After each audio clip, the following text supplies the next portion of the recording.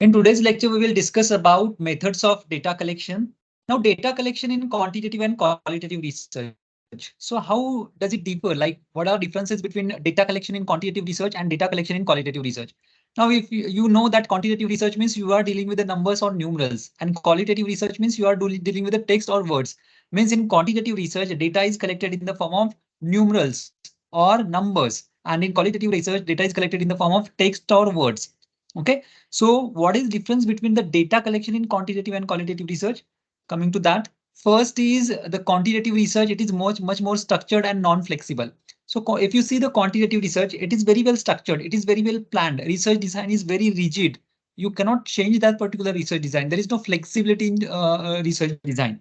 Now, for this discussion, like for conducting lectures, we used to take a few examples. Like my example was related to electric vehicles and air pollutants, right? So that was my example. Now we have already seen that electric vehicles will try to reduce, or it will help to reduce the levels of air pollutants, maybe PM 2.5 particle, PM 10 particle, or CO2, NO2, SO2. So all these particles will be reduced because of use of PM 2.5 particle.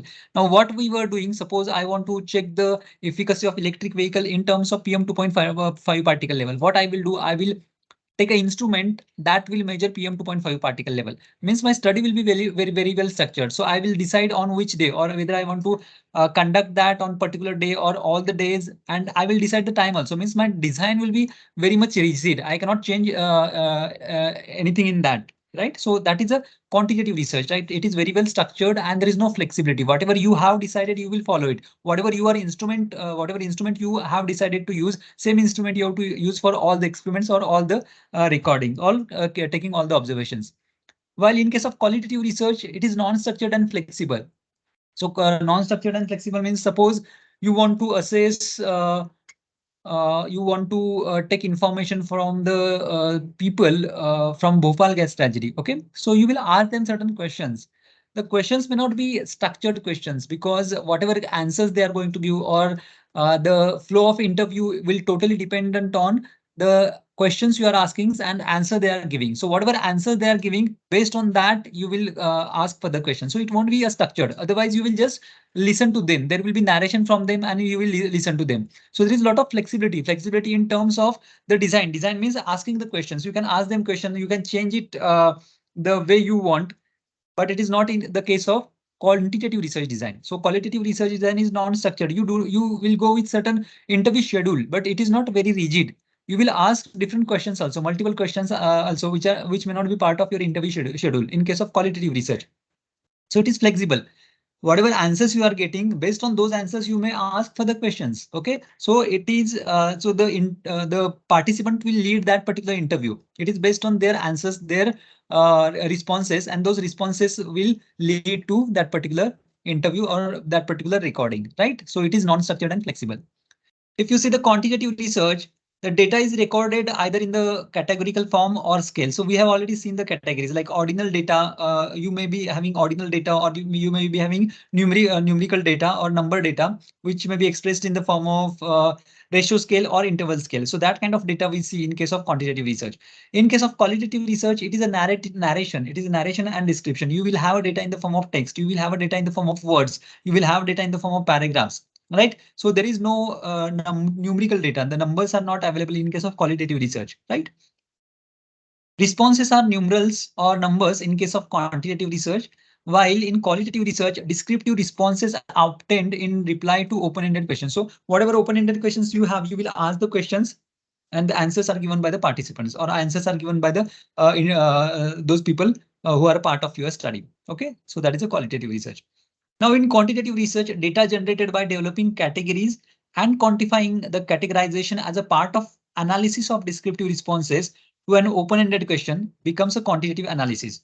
So data generated by developing different categories and quantifying the categorization means, what you have certain kind of categories. You may be having categories for ordinal scale. You may be having some ordinal scale, or you may be having Likert scale, which may have certain ranking, like strongly agree, neutral, disagree, or strongly disagree. So that kind of responses you may be having, that kind of categories you may be having, or that kind of rankings you may be having. And that ranking you will arrange either in ascending and descending order, and based on that you will analyze it.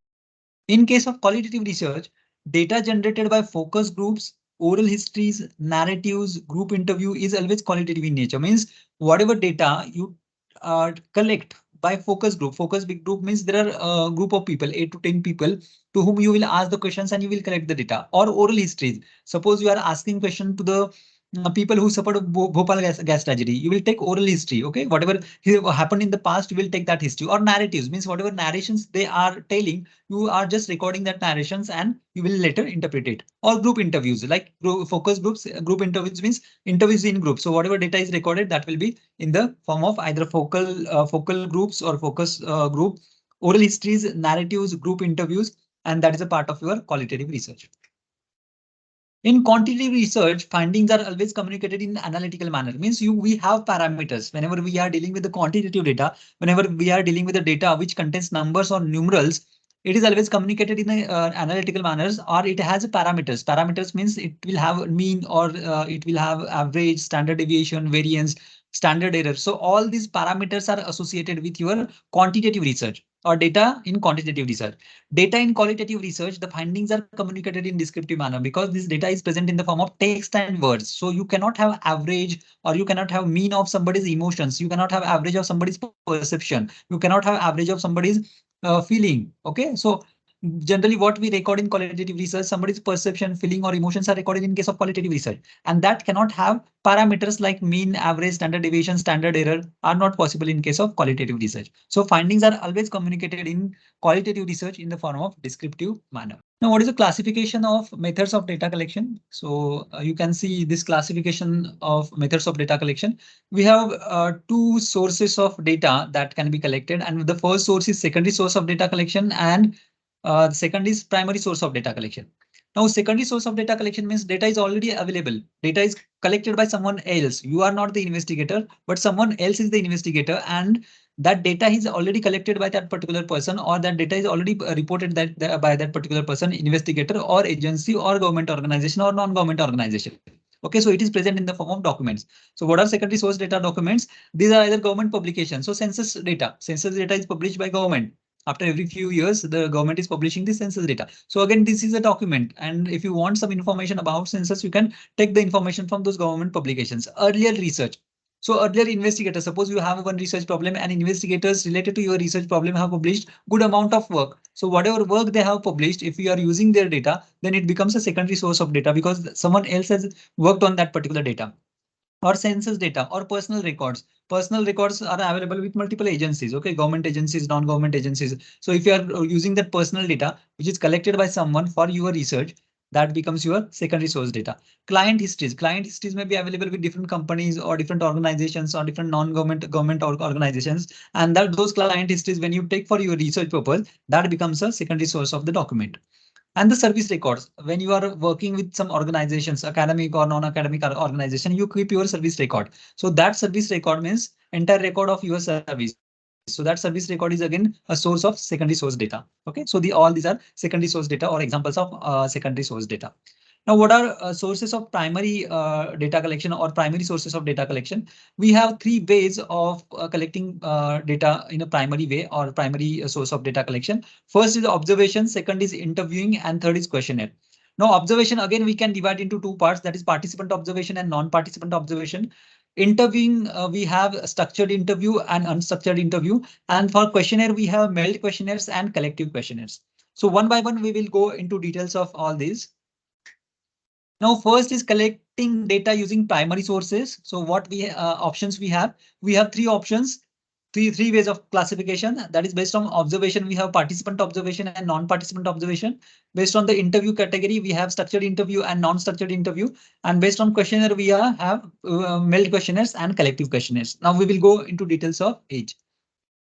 So participant observation. So what is participant observation? Researcher participate in the activities of group being observed. So now you are a researcher, you are an investigator. So you are observing one group. In case of participant observation, you become the you become an active participant of that particular group. So researcher, as an investigator, you actually participate in the activities of the group, that group, whatever group you are following or whatever group you are observing. So that becomes your participant observation. And you are participating in the same manner as other members. Okay, with or without they are knowing that they are being observed, means either they are aware or they are not aware that they are observed by you. So what is participant observation? Participant observation means you as a researcher is active participant of a group that you are following or that you are observing, and you are conducting similar activities what other group members are conducting.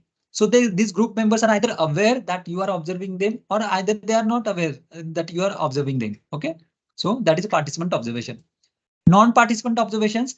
Researchers do not get involved in the activities of the group, but remain a passive observer. So by the name, you will come to know that non-participant observation means researcher is not active participant of that particular group. Researcher is just passive participant. Researcher is just passively observing whatever is happening, or researcher is passively collecting the data, or by watching and listening the activities of group or activities of the participants in the group, and he will or she will draw the conclusion from this activity. So that is non-participant observation.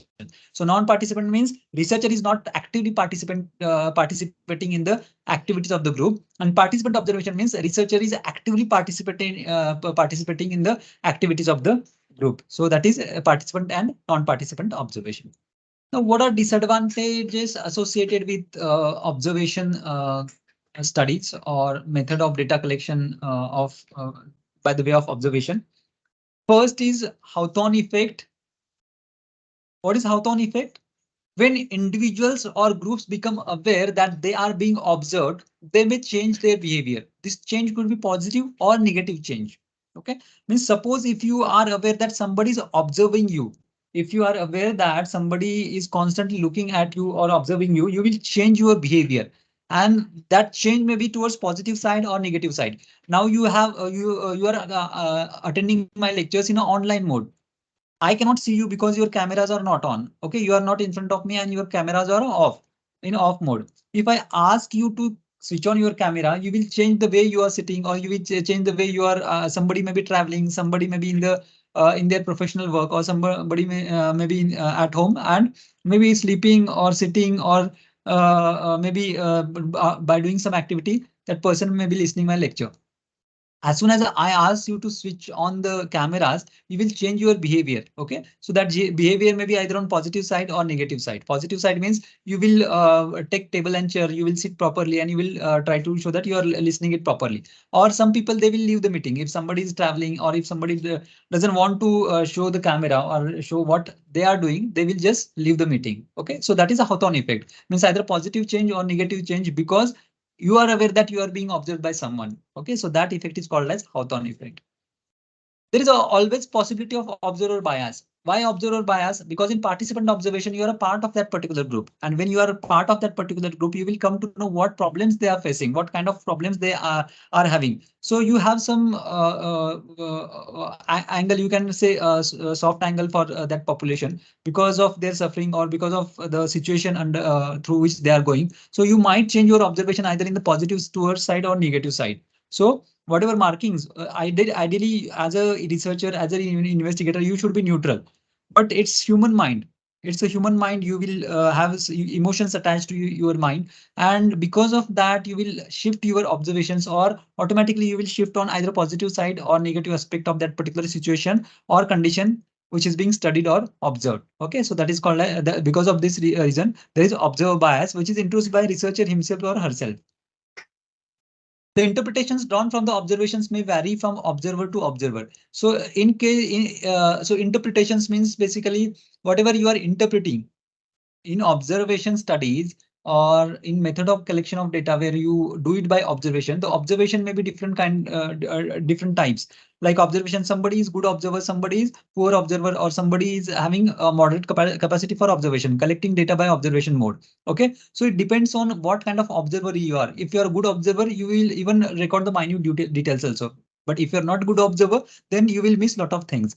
So interpretations, definitely whatever data you have, from that data you will draw the conclusions, you will draw the interpretations, you will have your interpretations.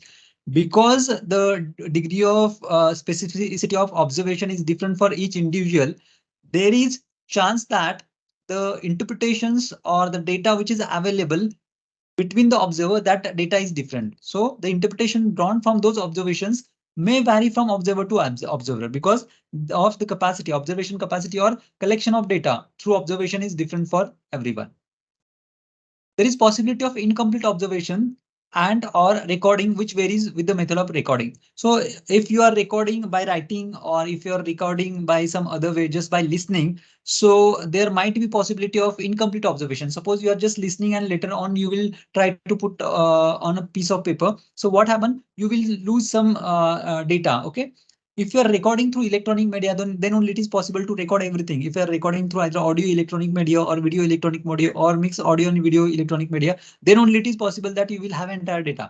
But if you are just listening and recording or you are just writing while recording or while narration, you might lose some data. So these are some of the disadvantages which are associated with observation methodology. Now, next part is recording observations. Okay. So what type of recordings we have? We have narrative recordings. We have recordings using scale, categorical recording, and recordings on electronic devices. So one by one, we will go into details of this. Narrative recording. A researcher records a description of the interaction in his or her own words. Such type of recording clearly falls in the domain of qualitative research. So what here researcher is doing, he is recording the narration which is happening between researcher and participant. Participant will narrate her or his condition, and that his or her condition is recorded by the researcher, or it is put on paper by a researcher or investigator in his or her own words. So that becomes your narrative recording. Advantages of narrative recording is that it provides a deeper insight into interaction. So in deeper insight into interaction means you are actually listening to somebody. Okay, someone is telling his or her story and you are listening. That is a narration. And you are silently listening to that particular narration. So you will get all the deeper aspects of that particular situation or condition. Suppose you are dealing with a family which has gone through Bhopal gas tragedy. So whatever narrations they have, you will silently listen that narrations and you will have your notes. Okay, so they will tell in detail, in depth, they will tell everything, right? So that is called as, that is the advantage which is associated with narrative recording, means you get deeper insight, deeper knowledge, in-depth knowledge of that particular situation, condition or phenomena. Okay, so that is advantage of narrative recording. Disadvantage is that an observer may be biased in his or her observation, right? And therefore the interpretation and conclusions drawn from the observation may also be biased. Now you are actually recording somebody's narration. You are actually writing somebody's narration. So there is possibility that observer may have that particular angle, emotional angle, perception may be different. Perception may change after listening to that particular situation, condition or condition. Okay, so that change in the situation, ideally you should be neutral all the time, but it's a human mind, emotions are attached to human mind, perception, different kind of perceptions are attached. So there is possibility of change in your neutral behavior. Rather than being neutral, you will be either on positive side or negative side. And because of this particular human behavior or this particular human trait, you can say that there is possibility of introduction of bias by investigator himself or herself. How you can use the scales. So this was about narrative recording. Based on narrations, you are putting the narrations in your own word. Second part is you are using the scales. You can use different kind of scales. Okay, that may be numerical scale or categorical scale. So what is meant by numerical scale? Numerical scales means you have a numbers, right? So you must have seen these numbers whenever you visit mall, whenever you go outside in the market. So there are people like people from management background, they will ask you to fill certain data, means or if you purchase some product, so they will ask you to fill how is the product or how is the service. About service, they will ask you to put in maybe 10-point scale, 7-point scale. Okay, they will ask you to grade the service, or if you go to hotel, they will ask you to grade the service. Okay, so that is a numerical scale, means when you are putting in terms of number, 5-point scale, 7-point scale, 10-point scales, when the numbers are present 0, 1, 2, 3, 4, like 5 up to 5 up to 7 up to 10, when the numbers are present, then it is called as the observations which are recorded using scale, that is using numerical scale. Okay. At times, some observers may prefer to develop a scale in order to rate various aspects of the interaction or phenomena. Now you can see here, there are three zones here. First is neutral zone where we have put 0. So neutral zone means if your answer is neutral, if you are not sure about your answer, you are not either positive or negative about your answer, you are not sure about that particular situation or phenomena or about that particular question, you will say not sure. So that becomes a neutral zone. Positive means +1 to +5. Now this is a 5-point numerical scale. So +1, +2, +4, +5. +5 means suppose you are having some kind of participation. The example is about a study of the nature of interaction in the group. Suppose you are a group of 40 people and I want to arrange some certain group discussion among yourself. I give you topic on research methodology and I make a 3 groups, maybe group of 13, 13 and 14. Okay, so there are 3 groups among your batch and I give one topic on research methodology. So what I can see or what will be my variables? I will see the aspect of interaction between 3 groups, participation of each member in the group, rapport of the each member, confidence of each person, aggressiveness, withdrawalness, friendliness, or aloofness. So maybe these are my variables. Okay. So participation, you may be actively participating, highly participating. So if you're actively participating, I will put it on +5 side. If you're moderately participating, I will put on 3 side. If your participation is low, I will put on +1. If I am not sure whether you are participating or not, I will put in the neutral zone. Okay. If you're not participating, then I will put from -1 to -5. If you're not at all participating means I will put in -5 zone. Okay. So these are the zones. We start from +5 to +1 to +5 or +5 to -5. Okay. And the neutral zone is the zone of 0. Maybe you have different kinds of interaction like participation, rapport, confidence, aggressiveness, withdrawalness, friendliness. So all these are the variables and you will measure these variables for each person. Like there are 40 people. So I will mark for all 40 people. And based on that, I will have the observations. I will have my observations. Who is having highest level of participation? Who is having highest level of confidence? Who is having have a highest level of maybe rapport? Okay, or who is in lowest level of confidence, who is not at all confident about participation in the group or participation in that particular interaction. So all those details I will get from this kind of scales. Okay, these are numerical scales. What are advantages of numerical scale?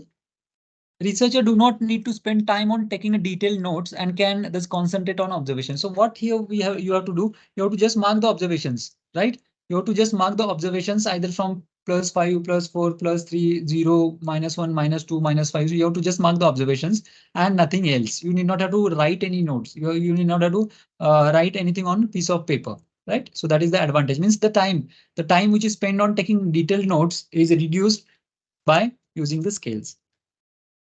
Disadvantages, it does not provide specific and in-depth information about the interaction. So here there is no interaction. Here just you are putting the observations. You are putting your observation on a piece of paper with the help of scale, either +5, +4, +3. You are not actually interacting. There is no narration. There is no narrative recording. Okay, there is nothing which is put on piece of paper in the form of text or words. Okay, so it will not give in-depth information. It will not provide in-depth information about that particular situation or that particular phenomenon. Errors of central tendency. Try to put observations near center. So many times what happens if you are a research participant, so you will try to put observations when you do not have any conclusion. Suppose you have 40 people and when you want to mark for all 40 people, you are not sure about few participants, whether they are participating or not. You will try to mark them near neutral zone. Okay, so that is a tendency. When you are not sure, you will try to mark near neutral zone. So that becomes your error of central tendency. Central tendency means the observations. If more observations are present in the central zone, so the mean will shift towards central zone. Mean will shift towards 0. Mean will shift towards zone of 0. And whenever mean will shift towards zone of 0, means you will have more observation in the zone of 0. And there will be error of central tendency, right? So that is called as error of central tendency because you are putting your observations near center. You are putting your observations near 0 or near neutral zone. Next effect is elevation effect. Observers have a tendency to use a particular part of the scale in recording interaction. Okay. Now what happens sometimes? Some people, they are extremely positive. Okay. So if you are a personality who is extremely positive, you will try to mark most of your observations in positive zone because of your personality. Because you are extremely positive about all kind of interaction, or in real life, you are actually a positive person. So you will try to mark the recordings or your observation mostly in the positive zone.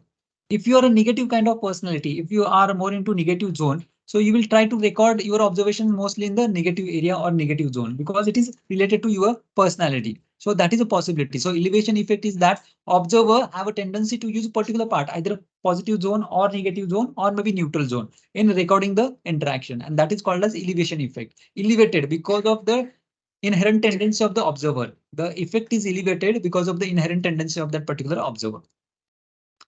Now, halo effect. Halo effect is what? Negative observation, negative effect. So what is this effect? Now, you must remember your classes when you are into undergraduate or when you are into 7th, 8th, 9th or 10th. There are a group of people or there are a group of students in the class. See, everybody cannot be good in all the subjects. You have so many subjects. Suppose you are in 8th standards or 9th standard, and there are so many subjects. Suppose I am good at history and I am very bad at mathematics. And for my first lecture, like I have joined a class of 8. This is my first day, and the first lecture of my first 8th standard is on mathematics. My teacher is asking me question on mathematics, but I am extremely poor at mathematics. I am not able to answer that particular questions. Next class is history.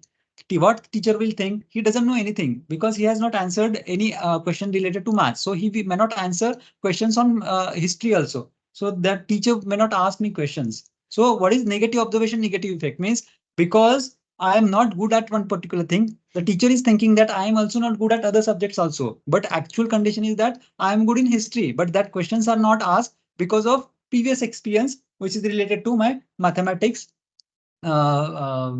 maybe proficiency or maybe knowledge related to mathematics, you can say. So that is called as halo effect. Means negative observations, negative effect. This can happen in teaching when a teacher's assessment of the performance of a student in one subject may influence his or her rating of that student in another subject. Okay, so I am good at history, but first question is related to mathematics. Okay, so I am not good at mathematics, and whatever impression we say, first impression is the last impression. Okay, so that impression is carried out. Impression is carried out for history also, though I am very good at history, right? So that is called as halo effect. That is negative observation, negative effect. So this was about recording observations using scales. We are using numerical scale here. Okay, we have numbers like from positive zone like +1 to +5, neutral that is 0 zone, and negative zone that is -1 to -5, right? So this is first, and second is categorical recording. Means here we have categories. Previously we use numbers. Okay, we use numbers either in positive zone, negative zone, or neutral zone. Now here what we have, we have different categories. Different categories means what we have already seen, dichotomous category, polychotomous category. So these are the categories which are present for recording observations. So what kind of these categories are? Suppose you have a passive active, that is two categories, means there is possibility of passive things or active things, two categories.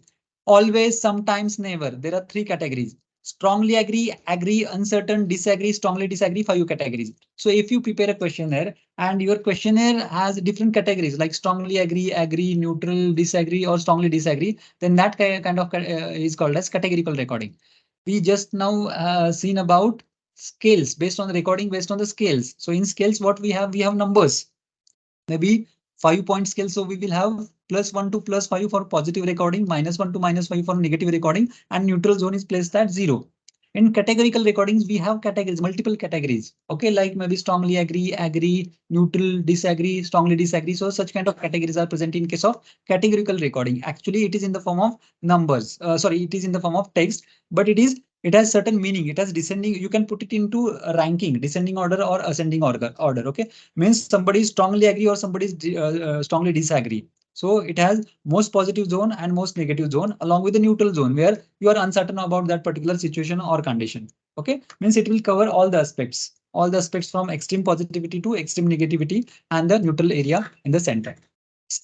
Studying the mental health of Indian population means example, suppose we take studying the mental health of Indian population during lockdown using questionnaire. Suppose during COVID-19 lockdown, if you are assessing the mental health of Indian population, so you have multiple questions. This is just example given. Are you enjoying with your hobbies and new interest in this lockdown? So options given are none of the time, rarely, some of the time, often, or all of the time. Okay, so such kind of options are given and you have to select one option. Okay, means a participant. Suppose you are a participant, you have to select one option. So from this option, you can select one option, and this is called as a categorical recording. There are different categories, which are from most negative zone to here most positive. So first is none of the time, means it's the most negative remark, and all of the time means it's most the positive remark. Okay, so that is kind of categorical recording for recording observations. So when we are using a numerical scale, so we can quantify the data. When we are using numerical scale, so we can quantify that data. Yeah, we can quantify that data. So It's it ordinal comes scale. under qualitative study. Okay. No, Numerical and it's ordinal comes under no, qualitative study. when you are applying parameters, it will become quantitative. Ordinal scale, there is ranking. No, there is ranking means suppose in the class I take a test of 100 marks. The person who is scoring highest mark, that is out of 100, suppose somebody scores 82, highest marks, and somebody scores 42. Okay, so rank will range from 82 to 42. It has a natural ranking. When natural ranking is present, that data is ordinal data, and that data you have to analyze in a quantitative manner, in a parametric way manner. You cannot analyze it in a qualitative way. Okay, so recording observation comes under the quantitative study if we are Yeah, taking a numerical scale. yeah, numerical, this is a scale like somebody's behavior rather than putting on a paper. The person is behaving Hmm. good, the person is behaving bad, the person is neutral. Instead of doing that, you will have zones of positivity and zones of negativity. The person is extremely positive, you will write +5. The person is moderate, you will write +3. The person has low good behavior, you will write +1. Person has extreme negative behavior, you will write -5. Okay, so that way you can give the categories, you can explain the categories. Like suppose you are going to some hotel, and if you get a card at the end of your dinner that rate the services from 1 to 10. 1 means the worst service and 10 means best service. So it is just Hmm. recording your observations, recording observation from multiple people, and they will then they can take out the average. Suppose 100 people have visited that particular restaurant. If you take an average, what is the average? Whether that average is 5, 6, 7, 8. If that average is above 5, means it is above neutral zone, means that the service of that particular hotel is good. If it is below 5, if it is below neutral zone, like if it is 1 or 2 or 3, if it is into that range, means the service is not that good. Okay. So you can take average, you can apply parameters, you can apply deviation, standard deviation. Those things you can apply for this kind of data because this is ordinal data. This is the rank data. Ranking is possible. It is a natural ranking. Somebody saying it is 10 means very good means it has some a ranking, or somebody is securing highest mark, or somebody securing second highest marks, means there is some ranking based on the knowledge they have. Okay, means that is a natural ranking. That ranking has some meaningful ranking, and hence you have to do it in a quantitative manner and not a qualitative manner. So it depends upon how we are collecting data. If we are using nominal scale or something, so it converted into quantitative study. Nominal Or if we data are will. No, no, no, you are confusing actually. Nominal, we have already gone through the lecture. See, nominal scale will never have a natural order. If I say that there are 20 males and 20 females in the class, I am not saying that males are superior than females or females are superior than males. I am just saying that there are 20 males and 20 females. Means this is the nominal data. But if I conduct a test, whether it is male or female, it doesn't matter whether male is first or female is first. Who will be the first? If you give it to outside person, the person who is not associated with our interaction, and if you give the marking, the person will say that the person who scored highest mark is good at study, and the person who scored lowest mark is not that good at study or bad at study. Okay, means there will be ranking from extremely good to the bad. Okay, extremely positive way to extremely negative way, and that is a natural ranking which is present. You can feel that there is a natural ranking. Suppose there is race, okay, running race. The person who will run fastest will be first, okay, and the person who will run the slowest will be the last. So it's a natural ranking, right? You can easily feel it. You can have that thing. Scientifically, you can prove that there is natural ranking. Recording on electronic devices. So nowadays it is very easy to record on electronic devices. You can record somebody's narration, history, or whatever that person is telling. You need not have to write on a piece of paper, and you can listen it many times. Now your mobile is the best smart device that you can use for recording purpose. So you need not have to have complicated recording devices. As maybe 10-15 years back, we used to require complicated devices like video tapes or recording tapes, but currently that is not required. Even with the help of mobile, you can record everything, right? So recording on electronic devices is common practice nowadays. Advantages is that observer can see it number of times. Means you have a recording, you have audio recording, video recording, you can see number of times, whatever times you want to see, till the saturation is achieved, or till the time you get adequate information, or till the time you have proper interpretation, you can observe that recording. Observer can see it a number of times before interpreting an interaction or drawing any conclusion from it, and can also invite other professional to view the interaction in order to arrive at more objective conclusion. So you will arrive at some objective conclusion. You will also, you can send that audio clip or video clip to other professionals who are experts in that particular field, and they can also interpret, or they can also conclude, or they can also give their opinion on that particular situation or condition or that recording. Disadvantages: some people may feel uncomfortable or may behave differently before a camera. Therefore, interaction may not be a true reflection of the situation. So we become conscious. Now, suppose you are talking to yourself, or you are talking in absence of anyone, your behavior will be different. Once you are focused with a camera, once you know that somebody is recording me, somebody is observing me, definitely you will change your behavior. Okay, so that is the disadvantage associated with the electronic devices. Now you are doing a research, you will have a group of participants. So the participants will not have a natural way of behaving. Okay, in research, what is expected that you should record the natural behavior of the participants rather than artificial. They will change their behavior. If you know that you are being recorded, you are being observed. Like many people who have joined in online mode, I don't see you people. Once I ask you to switch on the camera, you will change your mode. Maybe somebody is sleeping and listening. Maybe somebody is going somewhere, or somebody is traveling. Somebody is doing some other work and maybe listening. So you will change your behavior. You will take table and chair. You will sit and you will switch on the camera. Okay, so this is change in the behavior, but that is not expected. I'm not recording your natural behavior. I'm recording altered behavior because of that particular camera, because of recording which is seen by the researcher or by the investigator. So participants are changing their behavior because researcher is seen you, or they know that the participant, they know that the somebody is observing you, so that behavior is changed, and this is normal tendency. So that is the reason that in recording electronic observation, you do not get many times natural behavior of the participants. Okay, we are moving towards next part, that is interviewing. Now, interviewing, like when you conduct an interview, there are two types of interviews. One is unstructured interview and structured interview. And in between unstructured and structured interview, there are different levels of flexibility and specificity. So unstructured interview means it is non-specific. You have just interview guide and nothing specific. You will just keep on asking the questions. Questions are based on the answers which are given by the respondents. So respondents will carry forward that conversation. Okay, it is based on whatever answers are given by the respondents or participants. So unstructured interview means it has great level of flexibility. It is not very specific. It is not rigid kind of interview.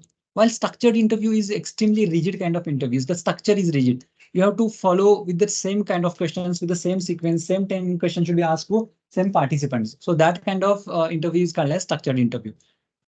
In unstructured interview, there is flexibility in interview structure. So interview structure has a lot of flexibility in case of unstructured interview.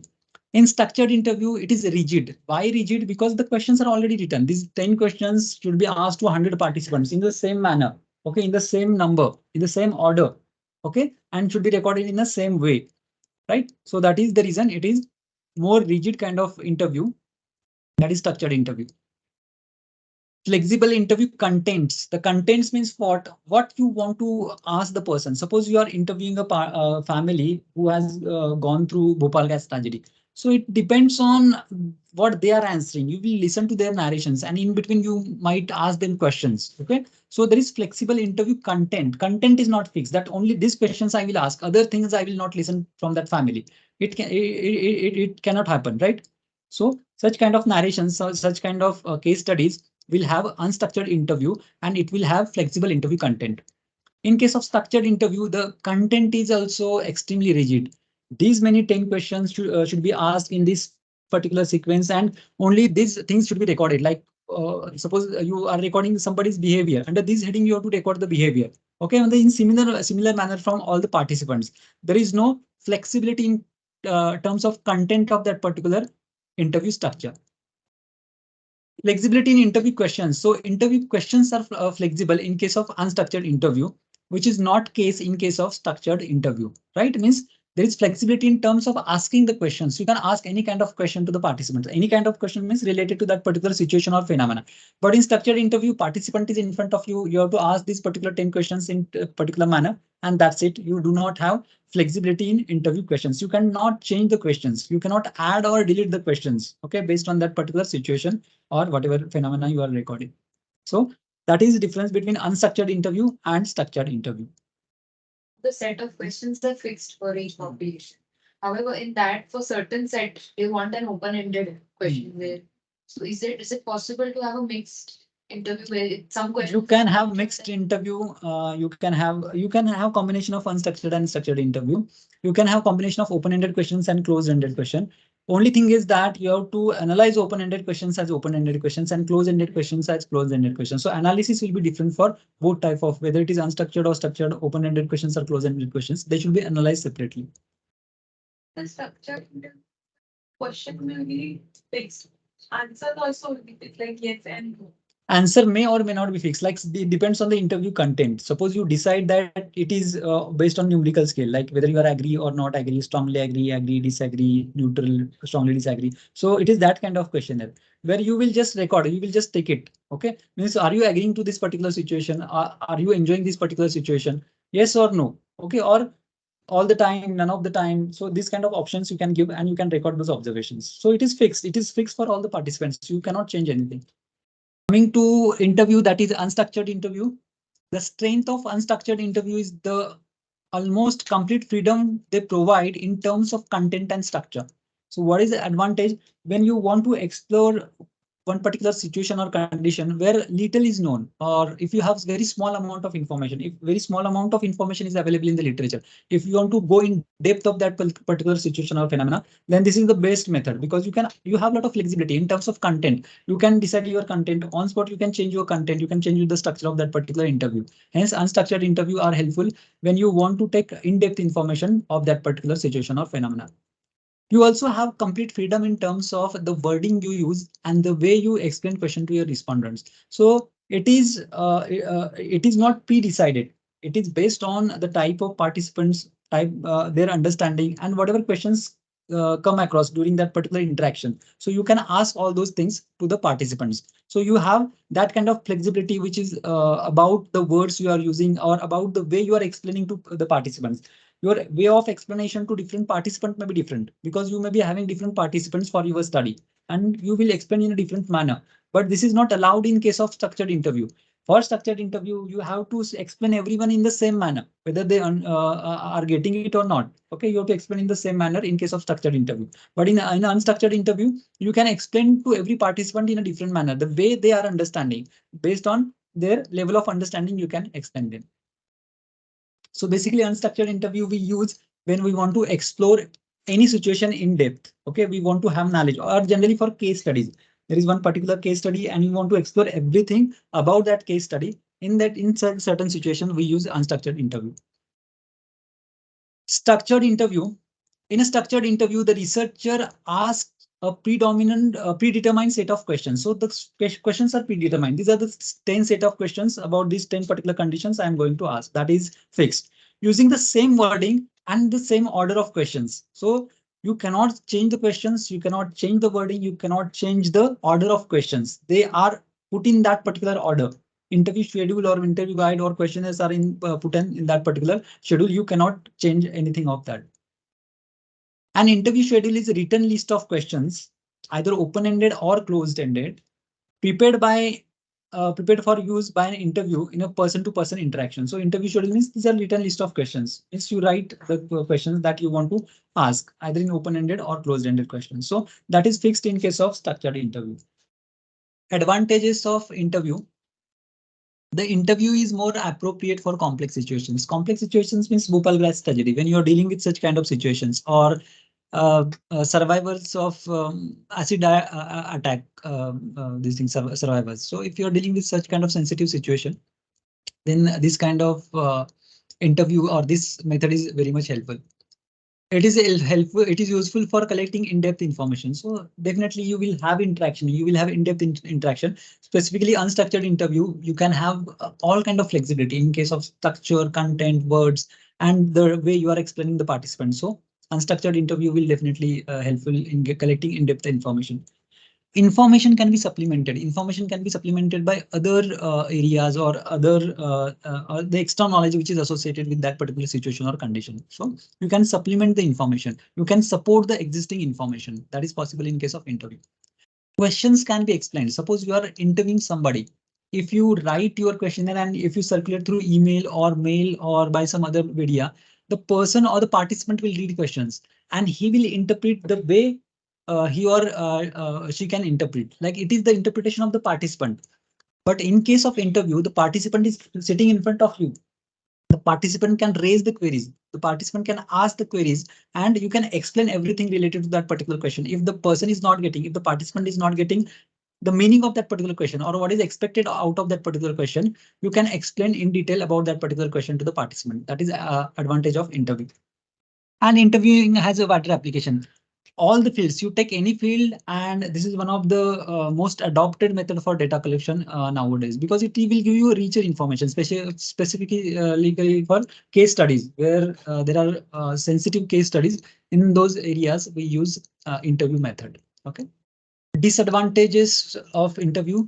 Interviewing is time consuming and expensive. Means actually you are meeting the participants. You have to have some place to meet. You have to have some program to conduct in a specific way. Suppose you have 100 participants, you should have a proper arrangement for all the things to be done, all the interviews to be conducted. Okay, so it is a time consuming process, as well as it is very much expensive as compared to the other methods like questionnaire. You will just circulate the questionnaire through email. It will not take much money. Okay, or you will suppose the conference is going on and you have written set of questions, you will just circulate among the people. Okay, so that is the fastest way. You will not require any money for this particular thing. It is not time consuming also. But interview is face-to-face interaction between the two people, okay, or the two parties, maybe researcher and participant. So it is expensive. The quality of data depends upon the quality of interaction. Quality of interaction is rich, then you will have rich data, good data. It depends on the quality of interviewer also. If interviewer is good, if some people are very good at getting the information, extracting the information from others. So it depends on the quality of that particular researcher. It totally depends on the quality of researchers, how you can extract the information from the participant, the way the how rich information can you extract from the participants. The quality of data may also vary when many interviewers are used. Suppose you are conducting research on a group of 500 participants. You alone cannot do it. You have five of your friends or five of your colleagues, professional colleagues, who can contribute to that particular work.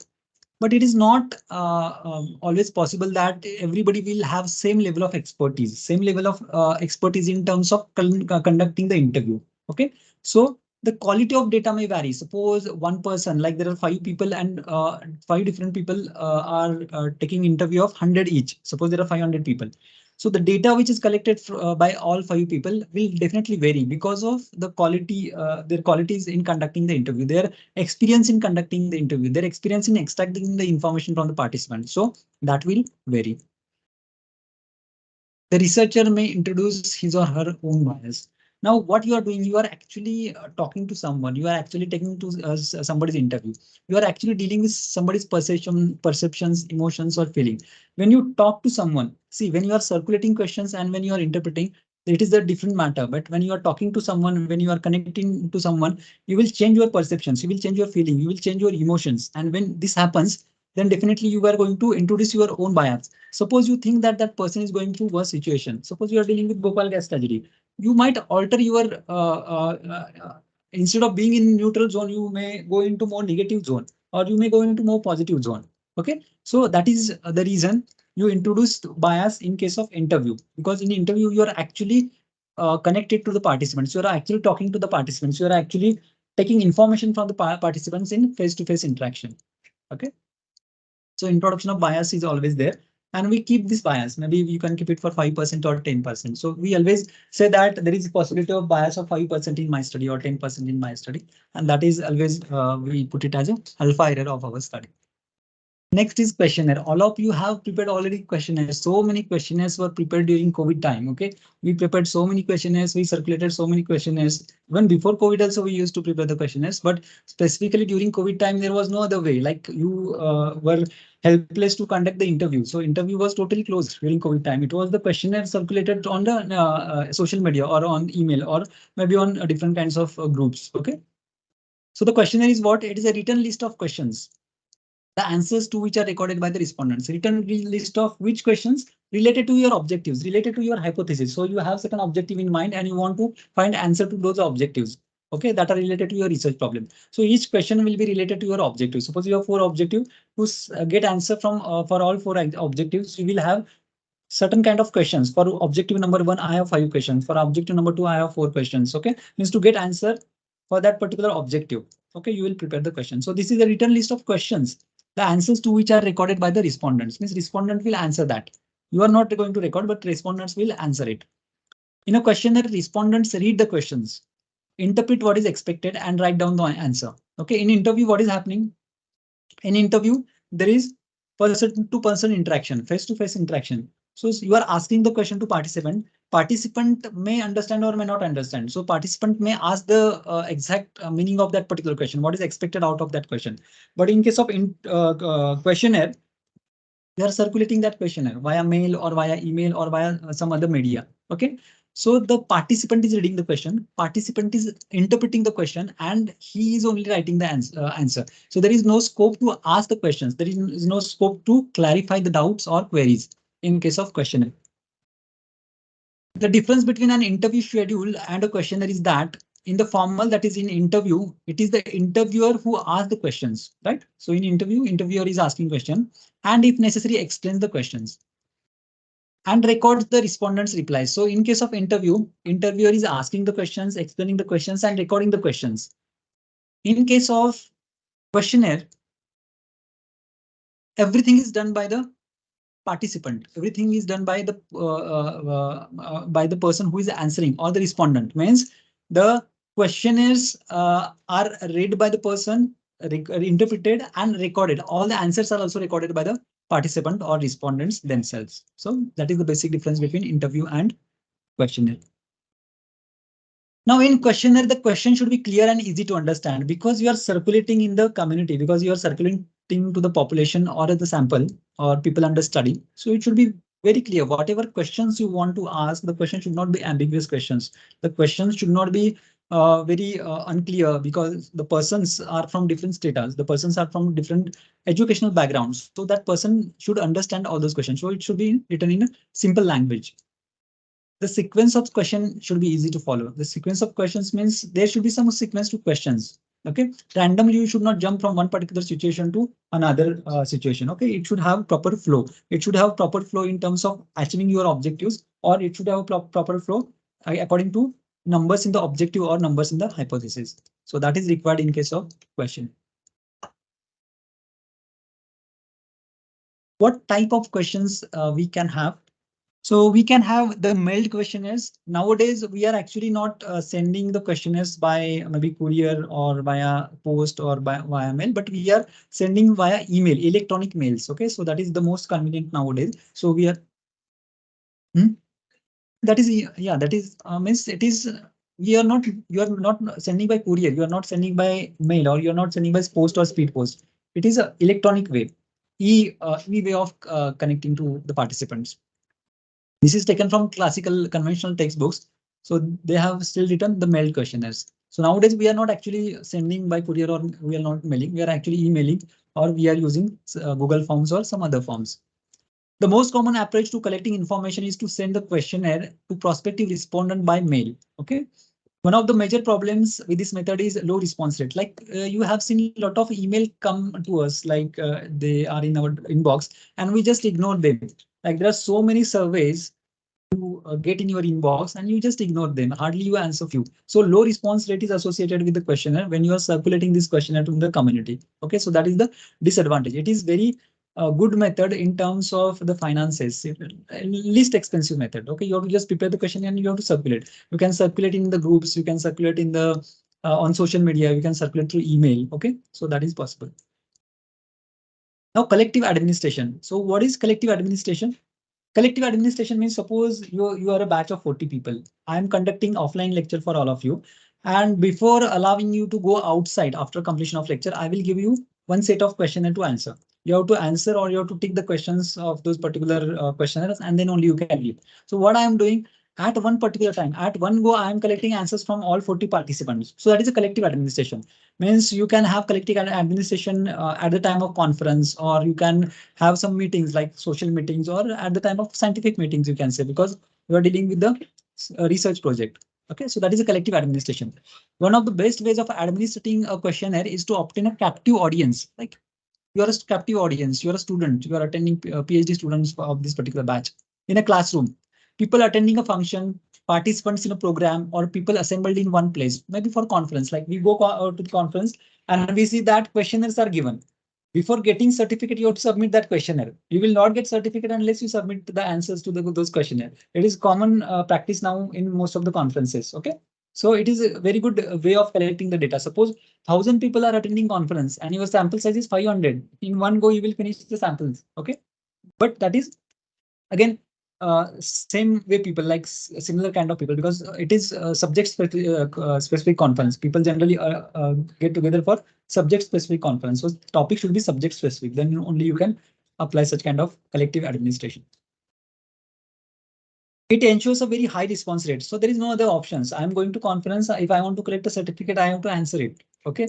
If you want to leave this particular offline lecture, before leaving, you have to answer my questions and then you can leave.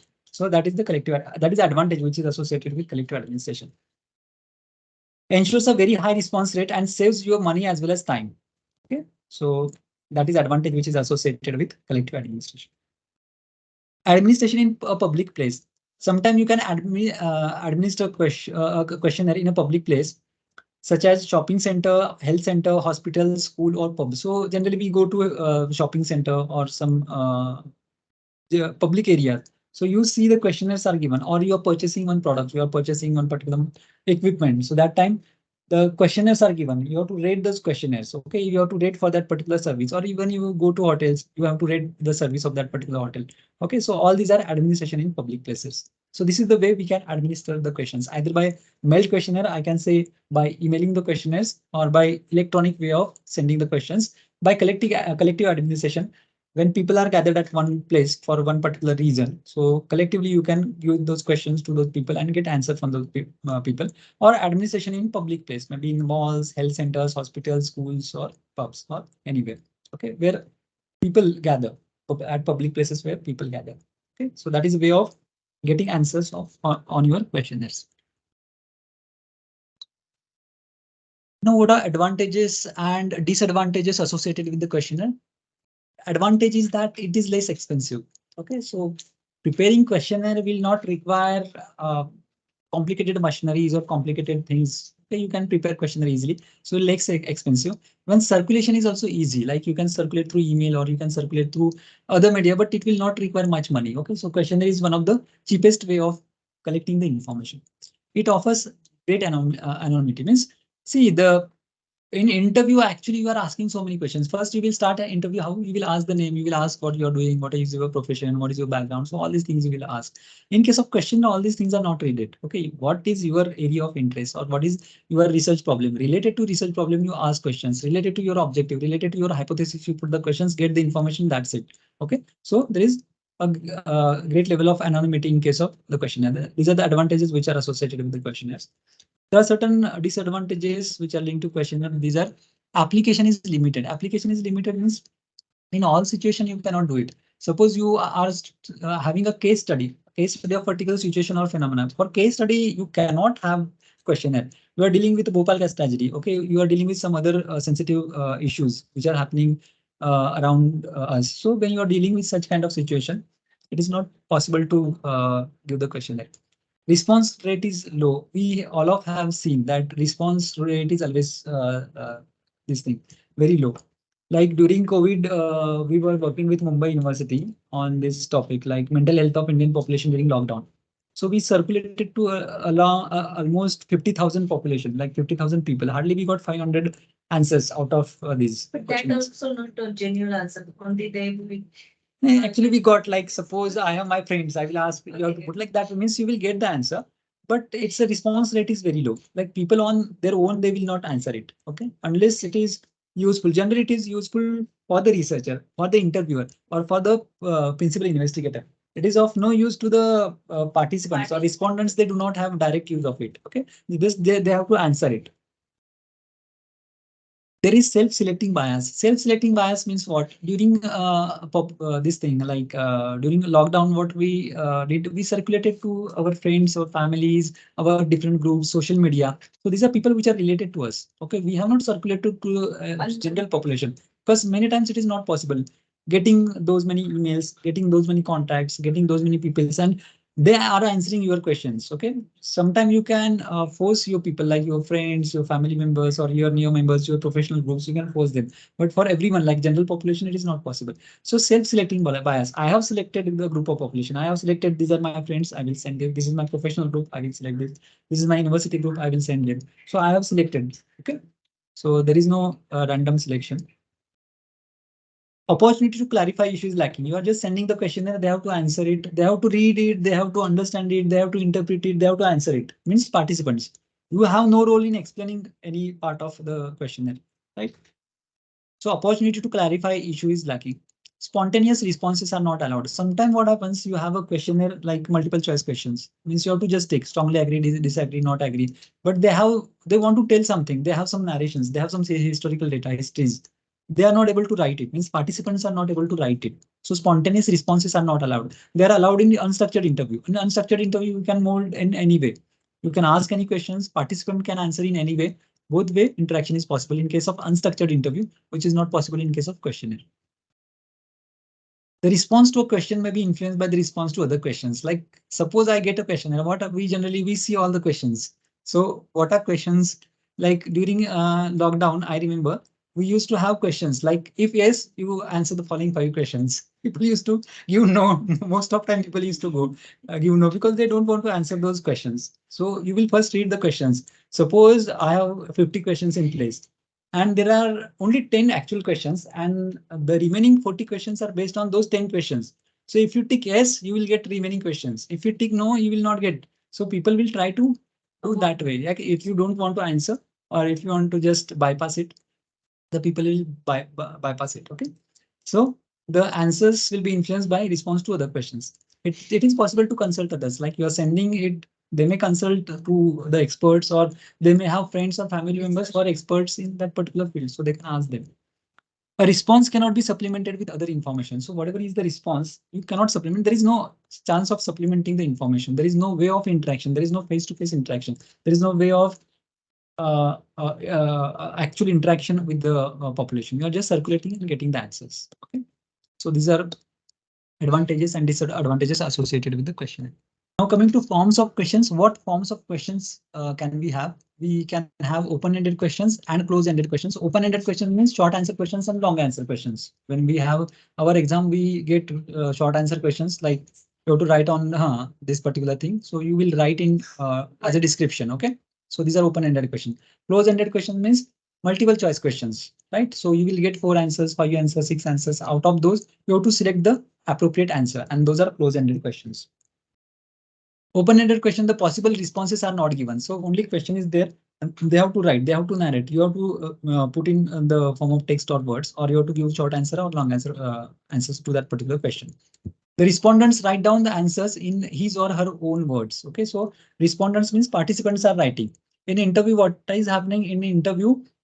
You are writing in your own word. If there is narration, if suppose there is narration, in narration, the researcher or the investigator is writing in his or her own word. But in case of questionnaire, the respondents write whatever they feel in their own words in open-ended questions. Okay. In close-ended questions, the possible answers are set out in questionnaire or schedule, and the respondents or investigator tick the category that best describe the respondent's answer. Means basically multiple choice questions. Suppose you have a question and there are 7 categories, 5 categories, 4 categories. Okay, so you have to tick one of the categories, or you can tick multiple categories if it is allowed. Okay, so these are the close-ended question, but you have to select answer among among those options only. You cannot express yourself like open-ended questions. So that is open-ended question and close-ended question. Some of the example: if you ask somebody what is your current age, again it's open-ended question. How would you describe your current marital status? What is average annual income? What is in your opinion are the qualities of good administrator? So all these are open-ended questions. Okay. In close-ended question, please indicate your age by planning a tick in the appropriate category, maybe under 15, 15 to 19, 20 to 24. Okay, or your current marital status, married, single, divorce. So all these kind of questions are close-ended questions. Okay, so that is you all are aware like open-ended and close-ended questions. We have used multiple times in fact, and we are exposed to all these kind of questions, open-ended or close-ended. Advantages and disadvantages of open and close-ended questions. Now, open-ended questions provides in-depth information, like they can express themselves. Open-ended question means short answer questions and long answer questions. You have you have freedom to write anything. You have freedom to write in a way the way you want. Okay. Close-ended question lacks the depth and variety because only options are given and the person has to tick. The person cannot express himself or herself in case of close-ended questions.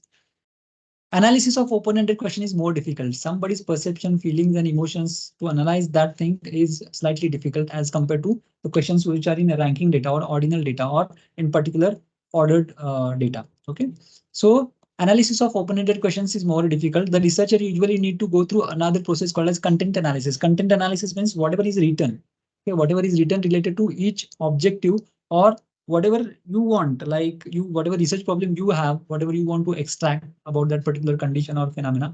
So content analysis is important because in case of open-ended questions, there is flexibility to respondent to express themselves in their own words. So they will express randomly. So it is haphazard description. It is not a proper structured description in case of open-ended questions. So in content analysis, you have to select your areas. What are your areas of interest? What are your areas of studies? What are your areas of hypothesis? And based on that, you have to analyze that content. In case of close-ended questions, responses are easy to analyze. There is a way called as factor analysis. So by using factor analysis method directly, you can analyze. Means the software will analyze for you. You need not have to do anything. Just you have to put all the responses in the software and you have to give some commands. Software will analyze the this thing, analyze for you. So analysis is very easy in case of close-ended questions.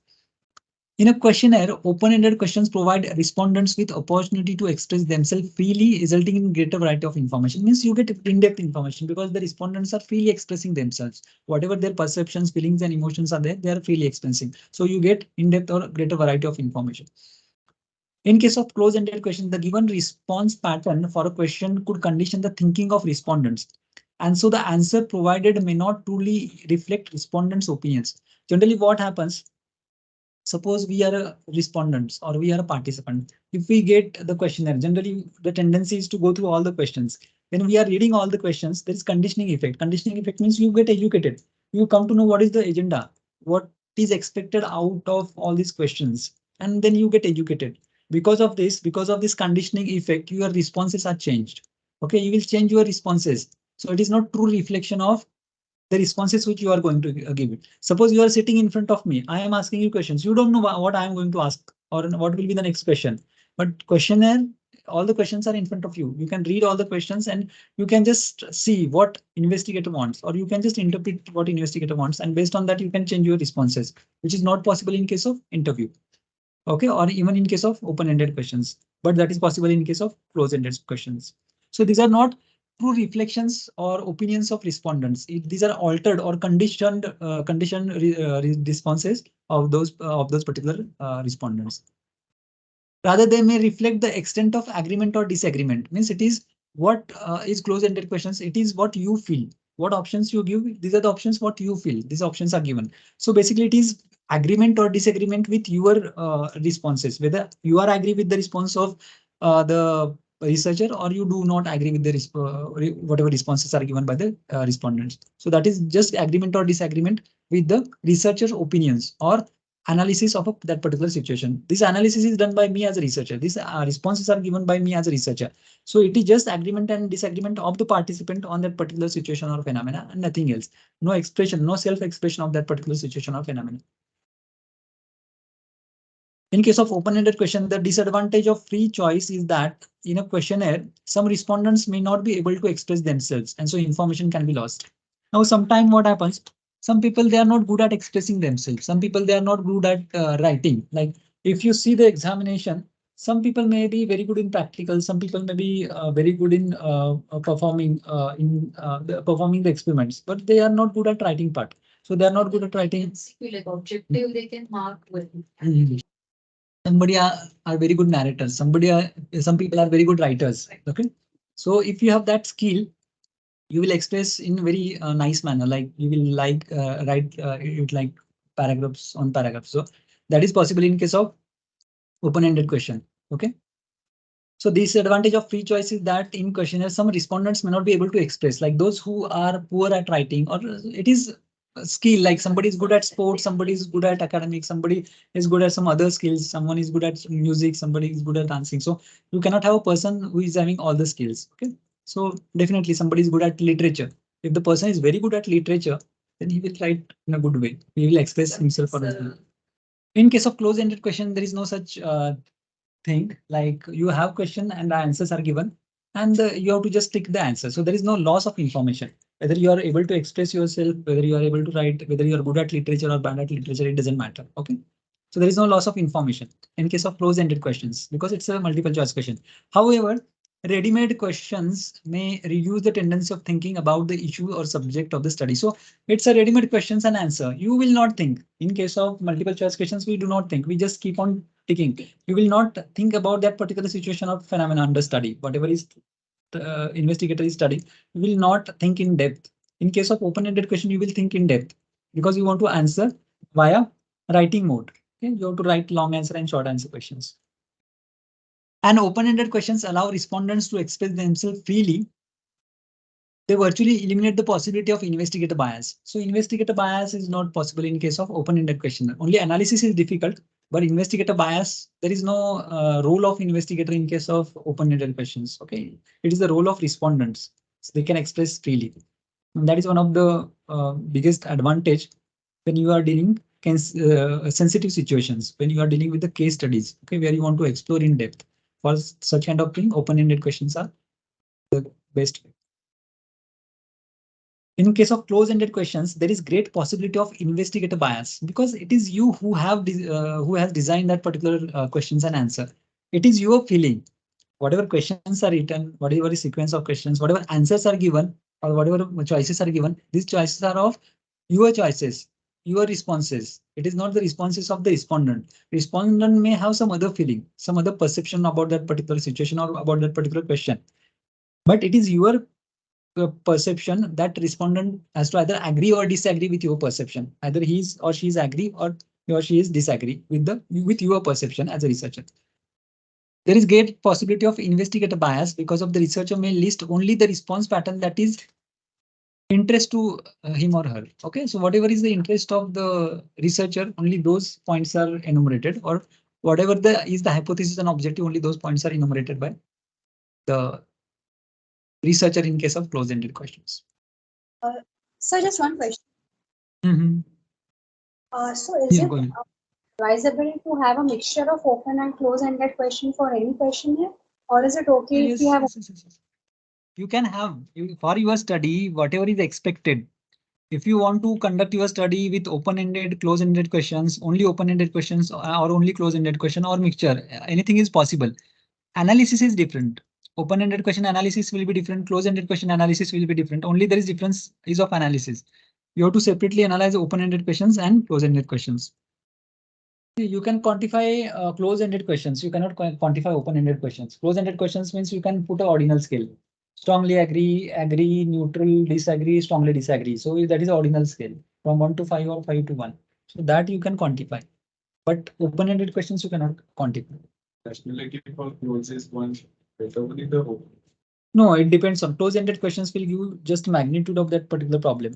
close-ended questions will give magnitude of that particular problem. What is the magnitude of that particular situation? Okay. Open-ended questions will explore all possible areas. In depth, there is exploration of that particular situation or condition. So if you have a case study, if you want to go in depth, if you want to have in-depth information about that particular situation, you go for open-ended questions. If you just want superficial information, close-ended questions are sufficient. Now, how to formulate questions? We have already formulated questions or questionnaires so many times. Now, what are ways or what are principles of formulating questions? Use simple and everyday language because you're distributing it to the participants. Okay, you are a professional and you may be having expertise in particular area, but the participants may not be having same expertise what you have. Okay, so use very simple language. Use everyday language. Okay. Do not use ambiguous questions. Ambiguous questions means, are you satisfied with your canteen? Suppose I want to assess the canteen facility in the university. So if I ask, keep asking questions, are you satisfied with the canteen facility? Satisfied with the which aspect, which variable of canteen facility, whether it is service, whether it is food, whether beverages, whether the cleanliness. There are so many parameters which are associated with satisfaction related to canteen. So I should ask particular whether food is good, whether service is good, whether cleanliness is good. So all these questions I should ask rather than asking ambiguous questions. Do not ask double barrel questions. Double barrel questions means what? Question within question. Now, what is good example? How often and how much time do you spend on each visit? Rather than putting such questions, you cannot analyze such questions. Double barrel questions can never be analyzed. Okay. So always put separate questions. How often you visit and how much time you spend on each visit. So one question will be how often you visit. Next question will be how much time you spend on each visit. So do not put double barrel questions because you cannot analyze such double barrel questions. Do not ask leading questions. Do not consider that. Do not give your opinion, final opinion, like smoking is bad, isn't it? So these kind of questions are not expected. Okay, you let participant to decide whether smoking is good or bad because you are asking, you are a researcher, you should be neutral. You should not give your opinion whether it is good or bad about that particular situation. Do not ask questions that are based on presumptions. So if you are asking somebody how many cigarettes do you smoke in a day, so if that person is non-smoker, so there is no use of that particular questions. You first ask, are you a smoker? And then you ask if he or she says yes, then you go ahead and ask how many cigarettes do you smoke in a day. Okay? If you directly ask how many cigarettes you smoke in a day, then it is not going to make this thing a sense for those people who are non-smokers, right? So these are some of the things you should keep in mind, or principles you should keep in mind, that you should always use simple and everyday language.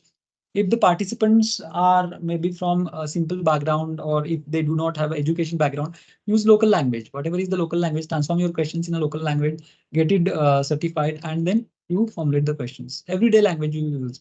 Do not use any ambiguous questions. That is the questions which have multiple variables which are associated with that questions. To avoid that, avoid double barrel questions, question within question, that you avoid. Do not ask any leading questions, and you should not have do not have any presumption. You are an investigator. Do not presume it. Do not declare your study.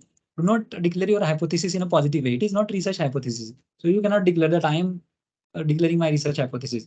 Research hypothesis you propose, but you test your null hypothesis. You never test your research hypothesis. Okay, so here you are null. Here you are neutral. You are not into positive or negative zone. You are just neutral. You are taking information from the participants, right? Now, the most important parameter, that is research instrument in quantitative research. Now we have seen the different methods of data collection, like primary sources of data collection. Then how to formulate a research instrument for quantitative research.